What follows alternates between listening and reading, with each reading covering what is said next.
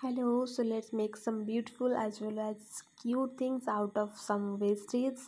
So ଆମ ଘରେ ସମସ୍ତଙ୍କ ପାଖରେ ଏମିତି କିଛି ମ୍ୟାଚ୍ ବକ୍ସ ଗୁଡ଼ାକ ପଡ଼ିଥାଏ ଯେଉଁଗୁଡ଼ାକ ଆମର କୌଣସି ୟୁଜ୍ରେ ଆସେନି ଆଉ ଆମେ ତାକୁ ଫିଙ୍ଗି ଦେଇଥାଉ।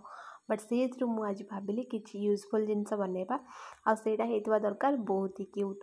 ତ ସେଥିପାଇଁ ମୋ ମାଇଣ୍ଡରେ ଗୋଟେ ଆଇଡ଼ିଆ ଆସିଲା ତାକୁ ଗୋଟେ ଆଇସ୍କ୍ରିମ୍ ପପ୍ସିକଲ୍ ଆଇସ୍କ୍ରିମ୍ର ସେପ୍ ଦେବି। ତ ସେଥିପାଇଁ ମୁଁ ଏମିତି ତାକୁ କାଟିଦେଲି ଫାର୍ଷ୍ଟ, ଦେନ୍ ମୋ ପାଖରେ ଥିବା କଲରଫୁଲ୍ ପେପରରେ ତାକୁ ଚିପକେଇ ଦେଲି ସୋ ଦ୍ୟାଟ୍ ସେଇଟା ପୁରା ଡେଲିସିୟସ୍ ଆଇସ୍କ୍ରିମ୍ ଭଳିଆ ଦିଶିବ।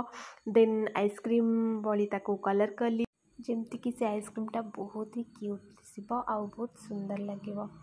ତ ତାପରେ ମୁଁ ତା ଉପରେ ସେମିତି କିଛି ସ୍ପ୍ରିଙ୍କଲ୍ସ ଆଡ଼୍ କରିଦେଲି ମୋର ସ୍କେଚ୍ ପେନ୍ରେ। ଦେନ୍ ମୁଁ ତାକୁ ଆହୁରି କ୍ୟୁଟ୍ ବନେଇବା ପାଇଁ ଏମିତି ଗୋଟେ ସ୍ମାଇଲି ଫେସ୍ ଦେଇଦେଲି ଆଉ ତାକୁ ଟିକେ ବ୍ଲସ୍ ବି ଆଡ଼୍ କରିଦେଲି ତା'ର। ଦେନ୍ ମୁଁ ତାକୁ ୟୁଜ୍ କରୁଛି ଏମିତି ପଲ୍ସ ରଖିବା ପାଇଁ ଯେଉଁଟାକି ମୋ କ୍ରାଫ୍ଟରେ ୟୁଜ୍ ହୁଏ।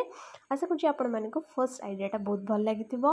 Show let's move to our second craft idea, ଯେଉଁଥିପାଇଁ କି ମୁଁ ନେଇଛି ଗୋଟେ ପୁରୁଣା କାର୍ଡ଼ବୋର୍ଡ଼ ସିଟ୍ ଆଉ ଗୋଟେ ଏମ୍ଟି ମେଡ଼ିସିନ୍ ଷ୍ଟ୍ରିପ୍।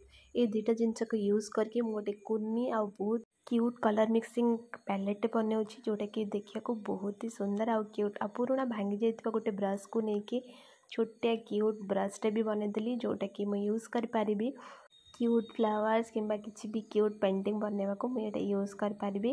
ସୋ ଆଶା କରୁଛି ଆପଣଙ୍କୁ ଦୁଇଟା ଯାକ କ୍ରାଫ୍ଟ ଆଇଡ଼ିଆଜ୍ ବହୁତ ହି ଭଲ ଲାଗିଥିବ। ଯଦି ଭଲ ଲାଗିଛି ତାହେଲେ ଲାଇକ୍ କମେଣ୍ଟ ଆଉ ସେୟାର କରନ୍ତୁ। ଆଉ ହଁ, ଏମିତି ଆଗକୁ ନୂଆ ନୂଆ କ୍ରାଫ୍ଟ ଆଇଡ଼ିଆଜ୍ ଦେଖିବାକୁ ଚାହୁଁଥିଲେ don't forget to subscribe my channel. See you next time, bye bye.